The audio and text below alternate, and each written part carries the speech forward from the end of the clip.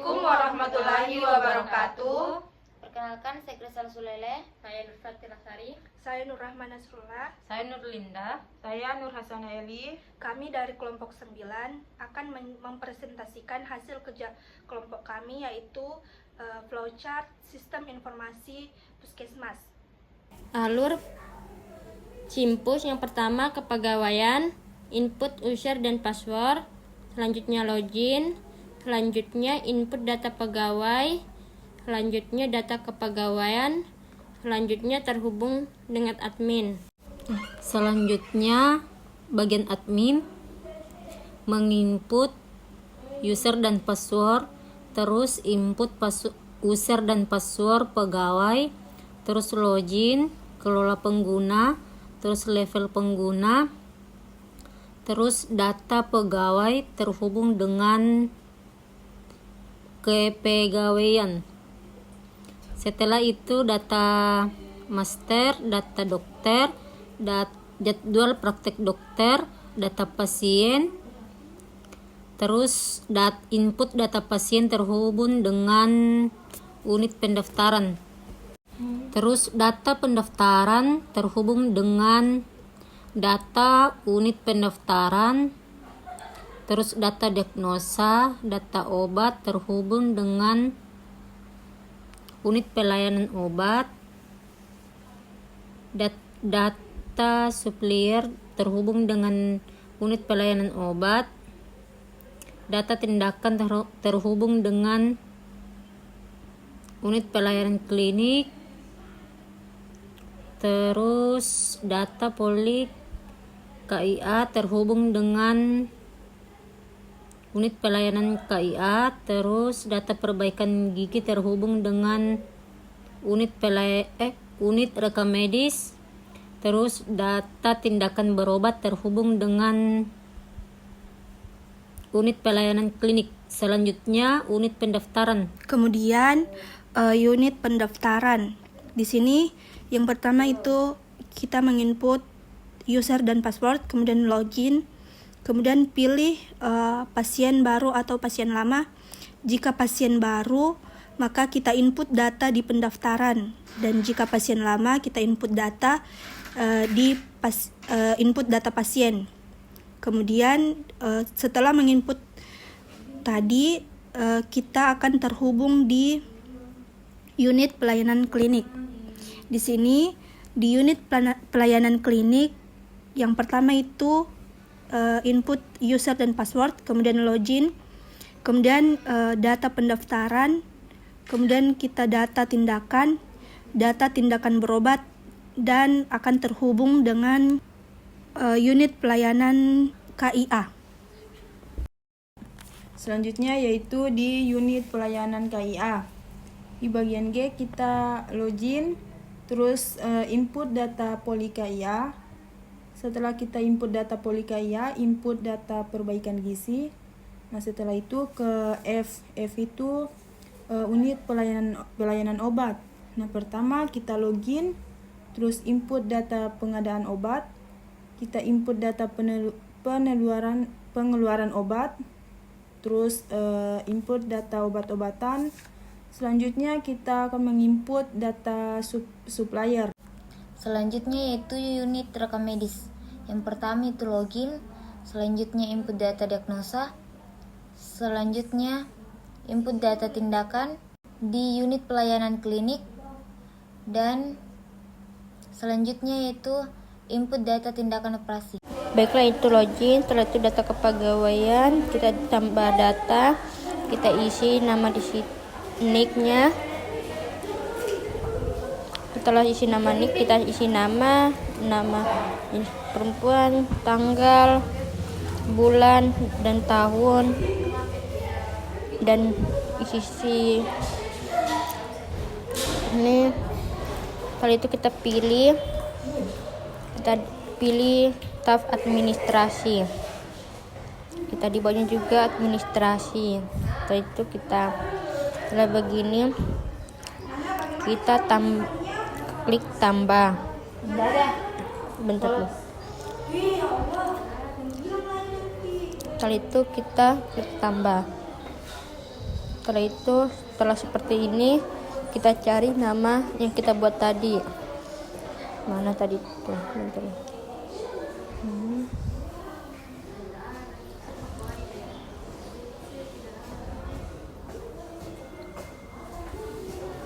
Itu kita cari nama yang kita buat tadi, Kia. Setelah seperti ini muncullah sudah seperti itu. Baik, di sini saya akan melakukan penginputan data di bagian unit pelayanan KIA. Pertama kita masukkan user sama password, terus login. Nah, di sini ada data poli KIA sama data perbaikan bisnis dan logout. Pertama kita menginput di data poli KIA. Nah, di sini kita tambahkan data,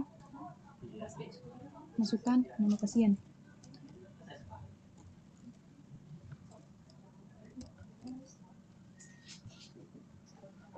Nomor BPJS, status pasien BPJS, nama tindakan ditangani oleh dokter dan petugas, tangan praktis. Nah, terus tanggal tindakan tanggal 10 bulan 1 2025. Setelah semua data diisi, kita tambahkan. Nah, untuk pencariannya apakah data telah terinput atau belum, bisa dicari. Nah, di sini ada nama pasien atas nama Linda yang tadi kita input, sudah terinput. Kalau mau mengedit bisa di sini di action. Kalau mau menghapus data yang kita input ada tombol hapus. Nah, selanjutnya ada data perbaikan gizi, cara menginputnya sama dengan mengklik tambah data. Setelah itu kita log out. Nah, selanjutnya saya menginput di unit pelayanan obat. Sama caranya, yaitu pertama masukkan user dan password, terus login. Di sini terdapat data obat. Terdapat juga ada 4 bagian, yaitu stok obat, pengadaan obat, pengeluaran obat, dan data obat. Terus ada data supplier. Dan terakhir long out. Kita coba mengisi data obat, yaitu di stok obat.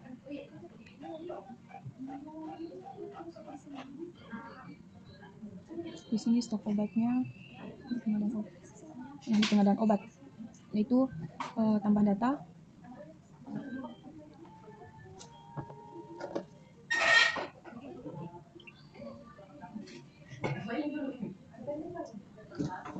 Nama supplier,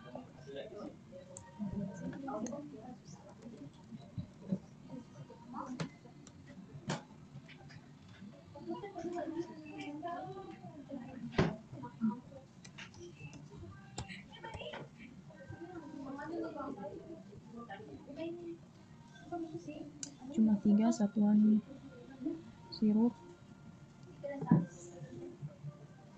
keterangan,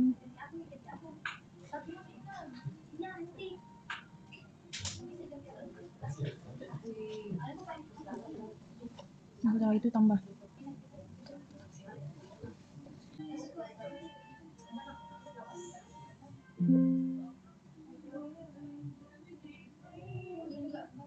Nah, setelah itu kita log out. Pertama-tama kita masukkan usernya dulu, terus passwordnya.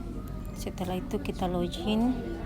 Setelah login kita akan memasukkan menginput data. Di sini pertama kita masuk di kelola pengguna, terus kita tambah data, terus kita masukkan namanya Nur Rahma, terus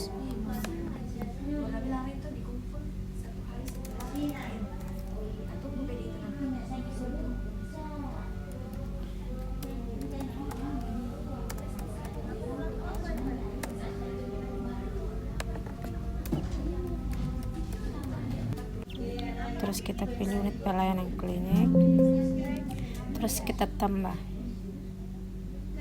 Nah, di sini sudah ada. Nah, setelah itu sini ada data pegawai. Ya, kalau kita ingin menambah data pegawai, maka kita klik tambah, terus kita isi ini, terus tambah.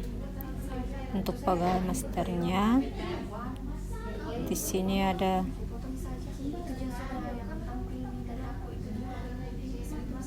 data perekam medis. Kalau kita ingin tambah, klik ini, terus isi, lalu klik tambah. Data jabatan, klik tambah juga.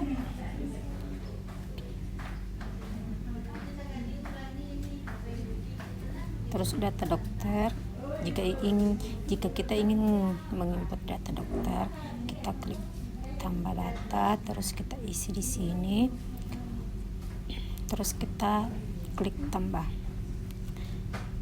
Setelah itu untuk jadwal praktek dokternya kita lakukan seperti yang tadi, klik tambah, terus isi, terus tambah lagi. Setelah itu data pasien, tambah juga, klik tambah data, terus kita isi, lalu tambah. Setelah itu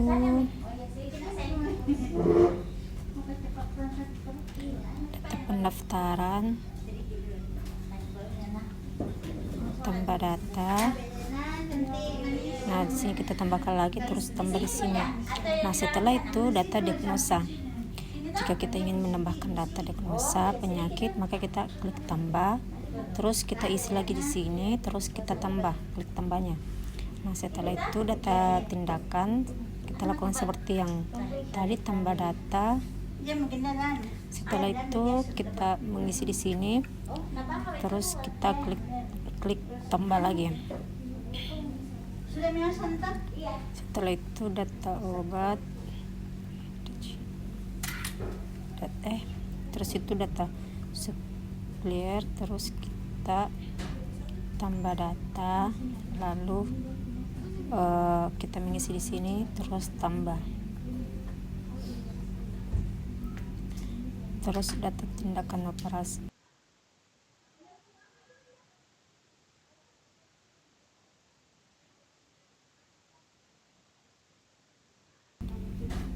Data penanganan operasinya, klik tambah data, terus kita isi di sini, terus kita tambah lagi. Nah, selanjutnya data polikia, kita klik tambah data. Nah, di sini kita mengisi, terus tambah. Setelah itu data perbaikan gizi, klik tambah. Sini kita mengisinya, terus klik tambah. Nah, setelah itu data tindakan berobat. Kemudian untuk data pelayanan klinik, di sini kita masukkan user dan password dulu seperti biasa. Kemudian jika ingin mendata pasien, kita tulis semua itu, nama dan lain-lain, kita isi ini. Semuanya ini diisi. Kemudian setelah diisi itu klik tambah data. Lalu di sini saya mencoba memasukkan data tindakan.